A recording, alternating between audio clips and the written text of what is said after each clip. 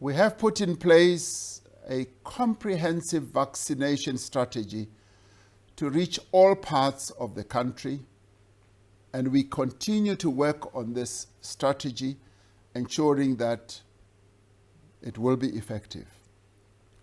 This will be the largest and most complex logistical undertaking in our country's history. It will be far more extensive than our HIV treatment program or even our national, provincial, as well as local government elections in terms of the number of people who have to be reached within a set period or space of time. Our strategy has several parts to it. The first part of our strategy is to acquire enough vaccine doses to reach this population or herd immunity. We are in the process of procuring vaccines through 3 channels. The first one is through the World Health Organization's COVAX facility, which we've spoken about quite often. The second one is the African Union's vaccine initiative.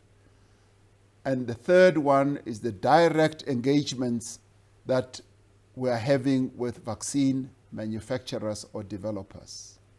We will receive vaccine doses for around 10% of our population through the COVAX facility.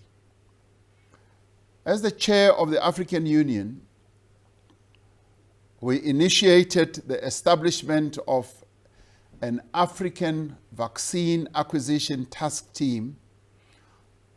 Having developed a clear strategy on vaccines, we realized that what we now needed was to go and acquire the vaccines. These will be purchased in bulk, and African countries will be able to order vaccine doses from the pool that we've created at the African Union level. It is estimated that Africa as a whole will need 1.5 billion doses to immunize the target of 60% of the population of our continent. The South African government has also been engaging directly with several vaccine manufacturers for the past 6 months.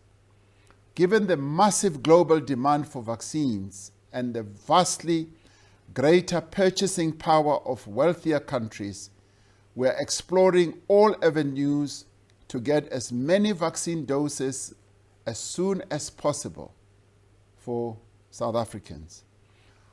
While there are several promising negotiations with a number of different manufacturers that still need to be concluded, we have to date secured 20 million doses to be delivered mainly in the course of the year and substantial amount of it in the first half of the year.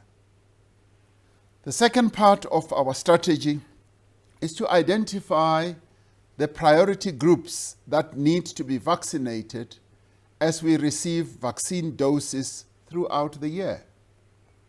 In phase 1, with the first batch of vaccines, we will prioritize around 1.2 million frontline health workers.